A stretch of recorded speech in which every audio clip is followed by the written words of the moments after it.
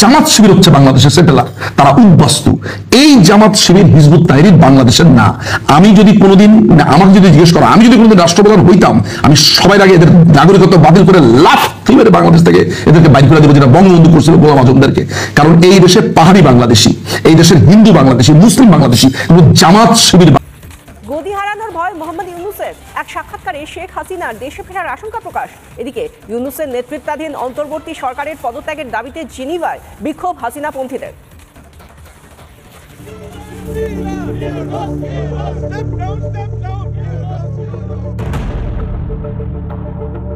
ইউনূসকে তাড়া করছে শেখ হাসিনার প্রত্যাবর্তনের ভয়। গদি হারানোর আশঙ্কায় বাংলাদেশের অন্তর্বর্তী সরকারের প্রধান। রাষ্ট্রপুঞ্জের ৮০তম সাধারণ সভায় যোগ দিতে নিউ ইয়র্কে গিয়েছিলেন মোহাম্মদ ইউনূস। সেখানে তার মনে হাসিনার দেশে ফেরা নিয়ে ভয় রয়েছে। একটি সংবাদ মাধ্যমকে দেওয়া সাক্ষাৎকারে মোহাম্মদ ইউনূস বলেন, এমন সম্ভাবনা রয়েছে যে বাইরের কিছু শক্তি হাসিনাকে বাংলাদেশে ফিরে আসতে সহায়তা করবে।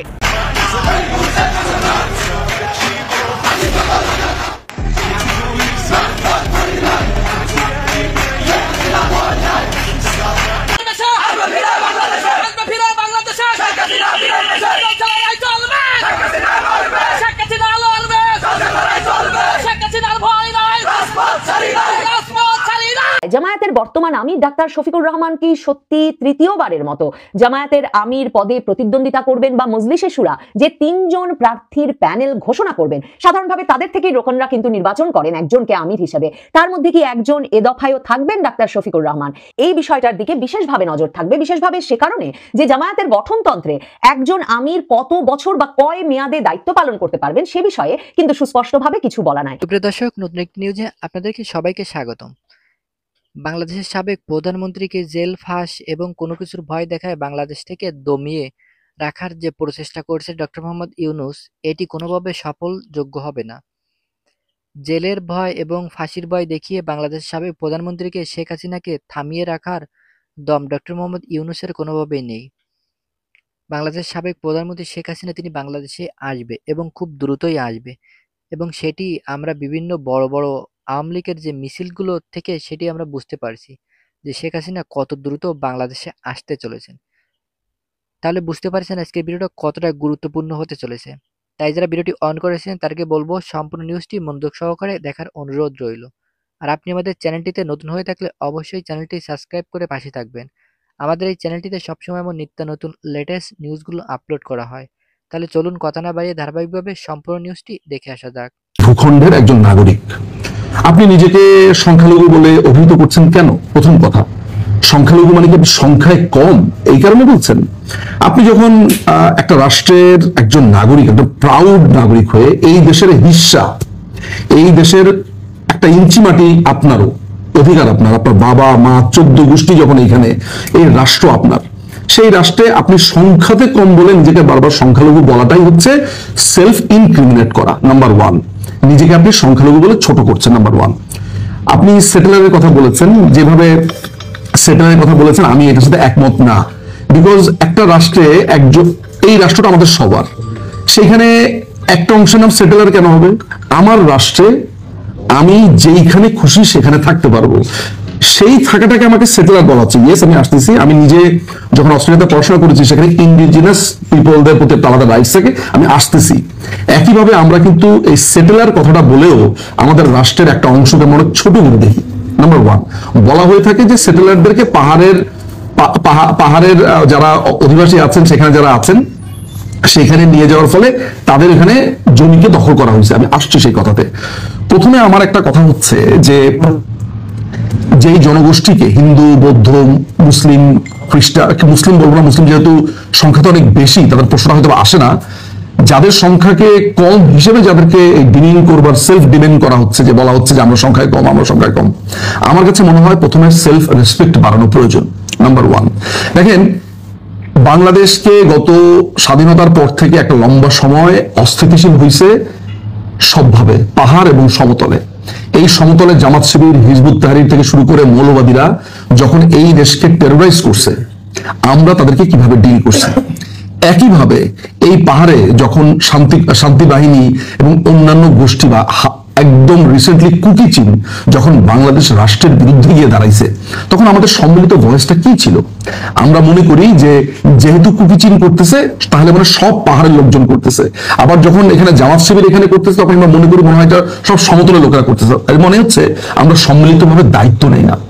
আমি যেদিন থেকে মনে করব যে আমার ছোটবেলার বন্ধু ছিল আপনার প্রাবো চাকমা, যেদিন থেকে মনে করব প্রাবো চাকমা আমার ভাই, যেদিন থেকে মনে করব সন্তুল আরমা আমার ভাই, সন্তুল আরমা আমার শত্রু না, যেদিন থেকে আমি মনে করব যে পাহাড়ে যারা আছে তারা আমার ভাই, হ্যাঁ তার জাতীয়তা সে হচ্ছে, তার বিভিন্ন জাতীয়তা থাকতে পারে, ভূখণ্ডের নাগরিক হিসেবে সে বাংলাদেশী, এইটা আমাকে নিশ্চিত করতে হবে যে সে যেই পরিবেশে বড় হয়েছে, তাকে যেইভাবে তার খাদ্যাভ্যাস, তার তার মাতৃভাষা, যতদিন পর্যন্ত আমরা এগুলোকে রেসপেক্ট করতে না পারবো, আমরা কি এখনো পর্যন্ত পাহাড়ে যারা জন্মেছে তাদের মাতৃভাষাকে পুরোপুরি নিশ্চিত করতে পারছি? এখন অন্যরকম একটা বিশ্লেষণ দেখাই। দেখেন মাসুদ কামাল সিনিয়র সাংবাদিক কি বলছেন। আন্দোলন করছে দেশের জনগণ, ওই সময় এসে এরা করছে যে আমরা করছি, কেউ প্রতিবাদ করে নাই। ওই যে আপনার চার্লি চ্যাপলিনের মডার্ন টাইম দেখছিলেন, যেখান থেকে বাড়ি চলছে চার্লি চ্যাপলিন, একটা মিছিল যাচ্ছে, এই মিছিলের সামনে একটা ট্রাক দিয়ে যখন মাল দেওয়া যায়, ট্রাকের পাশে একটা ফ্ল্যাগ থাকে, লাল ফ্ল্যাগ, ওই ট্রাকের ফ্ল্যাগটা করে দেওয়ার পর চার্লি চ্যাপলিন ট্রাকের ফ্ল্যাগটা নিয়ে ওদের যাচ্ছে, ফ্ল্যাগটা তোমার নিয়ে যাও করে দিচ্ছে। আর পেছনে মিছিল, পুলিশ মনে করছে সেইগুলো লিডার, তারা ধরে নিয়ে গেছে। এখন এরা ওই ফ্ল্যাগটা লিডার হয়ে গেছে। এটা এনসিপির এই তরুণ নেতাদের উদ্দেশ্যে বলছে। আমি এত রূঢ়ভাবে বলতে চাই না, তবে একেবারে অস্বীকার করাও যাবে না এই কারণে যে দেখেন, যদি বৈষম্য বিরোধী ছাত্র আন্দোলন সারা দেশব্যাপী তাদের যদি বিপুল মানে কর্মী বাহিনী থাকতো, বা বাদ দিলাম সারা দেশ, ঢাকাতেই যদি থাকতো, তাহলে আজকে এনসিপি কোথায় আছে? নেই।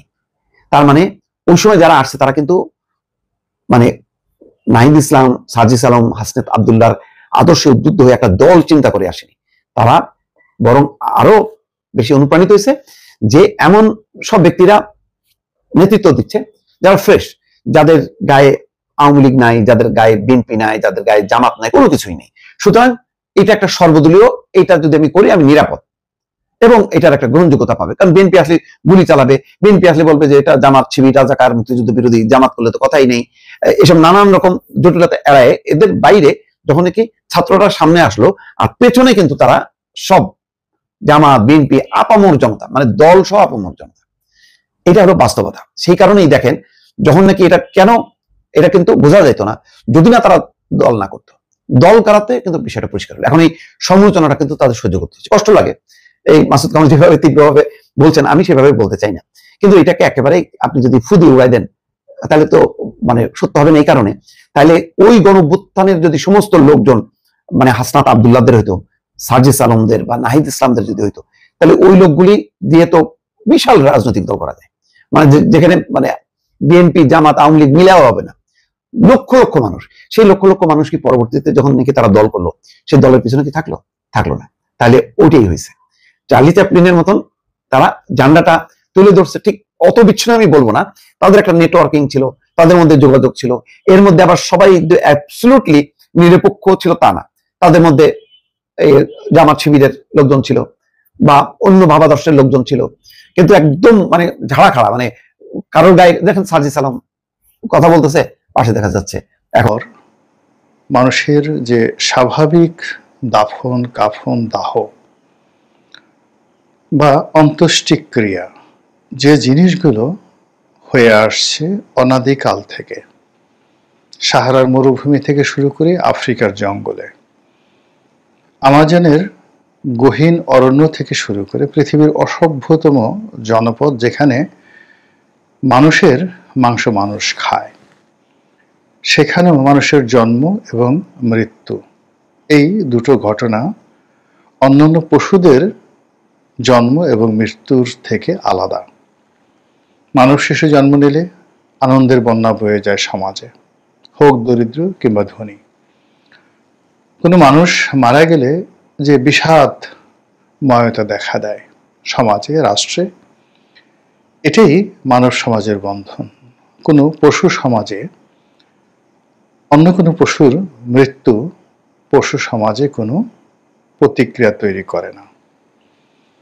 কিন্তু আমরা কখনো কখনো পাশবিকতা এমন একটা জায়গায় পৌঁছে যাই, আমাদের নিষ্ঠুরতা কখনো কখনো পৃথিবীর সমস্ত নারকীয় যে কর্মকাণ্ড, নরকে যেগুলো হয়, জাহান্নামে যেগুলো হয়, সে সকল কর্ম, অথবা পশুদের রাজ্যে পশুদের মধ্যে যে নির্মমতা, বিশেষ করে হায়না বা অন্য যে সকল হিংস্র প্রাণী রয়েছে, ভাল্লুক, তাদের মধ্যে যে নিষ্ঠুরতা দেখা দেয়, তার চেয়েও বেশি নিষ্ঠুরতা বিভিন্ন সময় মানব দেখিয়েছে।